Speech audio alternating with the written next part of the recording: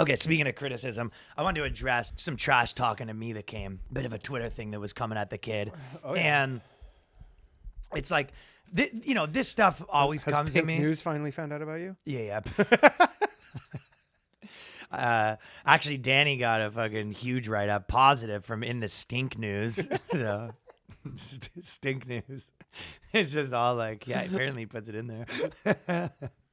So people always, it's not just me. People will say this about lots of people, but I feel like some of these criticisms that like start going around and you just go, oh my God, you guys, they're talking points, but this person goes, cancel culture and woke culture are just words that bigoted people use to speak their mind. And this is, everyone's yelling at Skankfest and all that shit too, right? And they go, who's actually been canceled?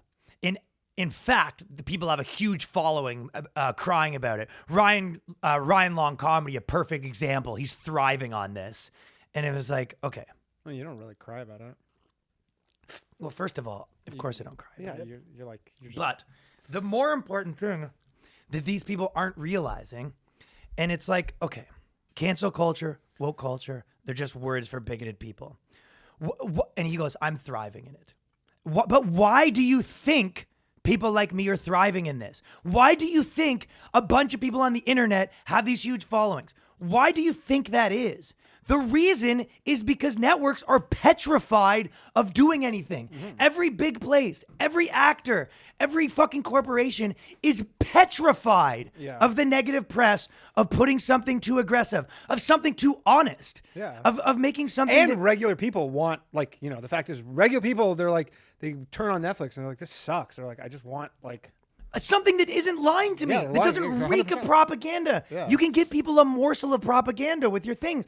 You can't give people a massive amount of propaganda, especially when it's the mainstream propaganda, when it's corporate propaganda. You can actually make people, when it's the counterculture going against what people see the mainstream, people actually aren't as aggressive about like worrying about propaganda. It's all like a psychological thing. But when you've heard something a million times nonstop and someone's parroting it in the mainstream, it turns you off. Yeah. So you're saying you don't like Lily Singh, or? Yeah, exactly.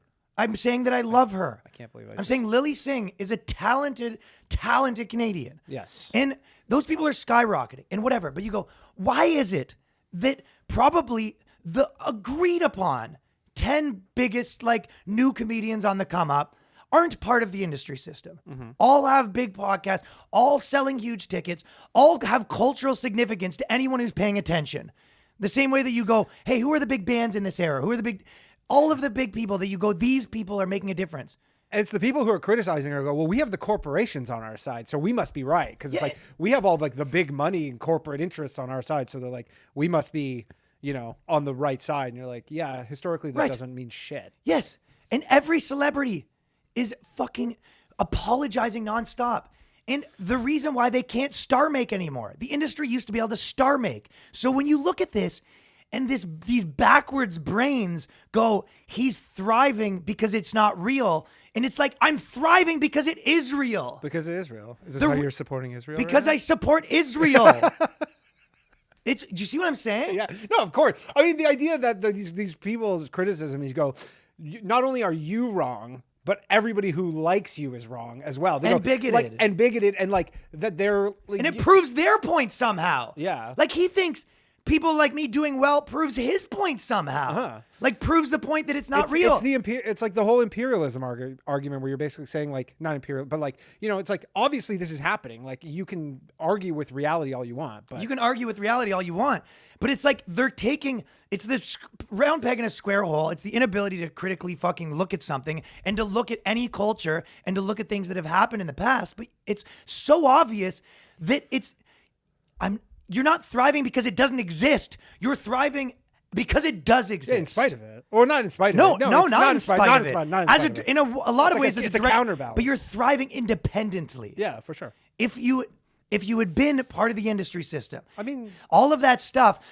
How many musical genres were like literally started because of that, where they're like so many, right? Like, that's why the DJ thing became so fucking huge, is because the mainstream was like, we're done with fucking, putting punk bands on the radio. We're done with all that, Yeah. And then fucking tattooed troublemaker skateboard kids were like, we're DJs now. Yeah. That makes sense. I never thought And then about on that. top of that, there's this, the other part is like when they go, you thrive complaining or whatever, crying about it. You go, no.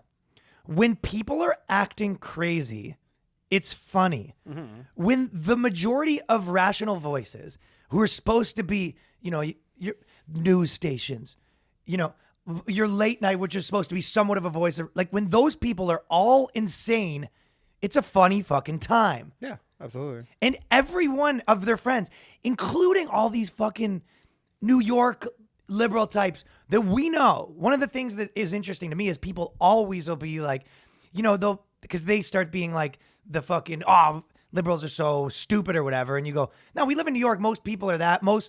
And most people don't give a shit. They're kind of the same regardless of their fucking political thing or whatever, right? Yeah. So all of those people, even that are liberal, like a lot of our friends, behind closed doors, they make fun of all this shit. Everyone thinks of course, it's yeah. stupid. All the people who are like openly facing where you think they agree with you. They know they can't say it publicly, so no shit. When everyone, it's literally the emperor has no clothes, Yeah. and the first person that comes out and be like, "Yo, why the fuck's this guy naked?" Whether you feel like you can laugh publicly, you're kind of like, or you're sitting in your, but now people get to be at their computers and like laughing and being like, I yeah, mean, they are. You're kind of like privately just. It's the only way to really do it. I mean, the thing is, when you get to the point where regular people are like turning on stuff like, Colbert or whatever, and like they're supposed to be the actual audience, and you're like, what the fuck is this? Like, what is this? It's not like the fringes of people being like, oh, like this is, it's really pretty much, I think, the consensus almost. Yeah. Just not publicly. When you had a funny point that's kind of aligned with this, but it does.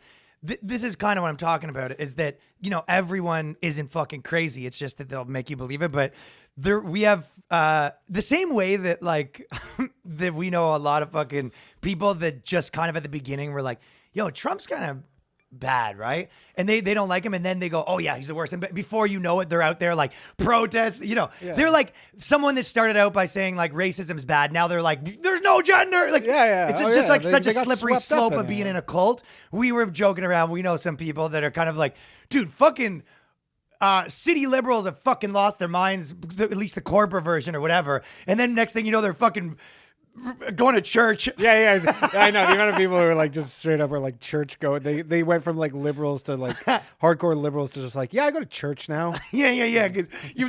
And again, like, who cares if anyone goes go to church, go for it. Anyone, it's just such a weird. It's like, such a weird flip. They're just like. Yeah, they started fucking listening to like Milo Yiannopoulos, like pwn some fucking 20-year-old, and then like 5 years later, they're just at fucking singing hymns like, Lord, Lord, and they got a wife and kid. Yeah, they're just like full. Like, you like take that, libs. Yeah, exactly. Take that. Exactly. It's like to own the libs becoming like a traditional Christian. You're fucking yeah. But it's like giving 10% of their salary away to charities. Take that, libs, and you're like, okay. Yeah, you're giving 10% of your salary away to fucking some church because to own the libs from 5 years ago. to fucking stick it to Hillary. Yeah, it's just like, yeah, exactly. You're like sticking it to Hillary and Soros like 5 years ago. Take that, George Soros. I fucking read the Bible today. But yeah, you get so fucking. We have to remember to stop worrying. Don't become part of someone's dumbass. I mean, the one thing I will say on that note is because like so much has happened and it's been so fluid in the past 5 years. It is pretty like hard for some people to just keep an identity. It's so tough. many people. We saw this in the last like 5 years where you go, oh, your identity was just like. It was very flexible, like just wherever the winds went. Like girls. But I mean, guys too, like a lot of guys. Feminine guys. No, we know a lot of guys who were just like, they have fucking had in the last 5 years, 5 identities. Like, and you're like, man, you're just all over the place. I know who you're talking about. I'm not, when Danny says that he ain't feminine, I know exactly who he's talking about, and he's right. But it's, but also some like pharmaceuticals have been involved.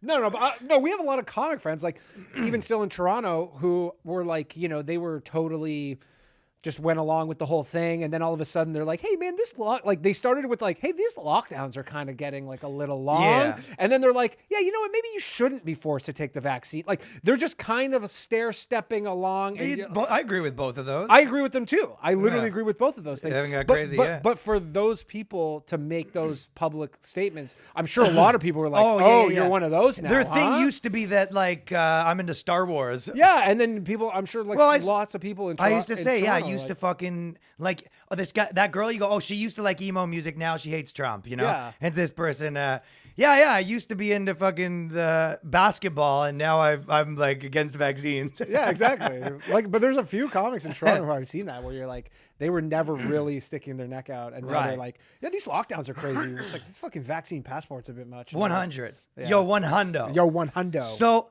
the thing, because and the industry, they fucking, I liked what Michael Malice posted the other day where he's like, you never noticed they didn't have fact checkers until people started saying too much truth. Yeah.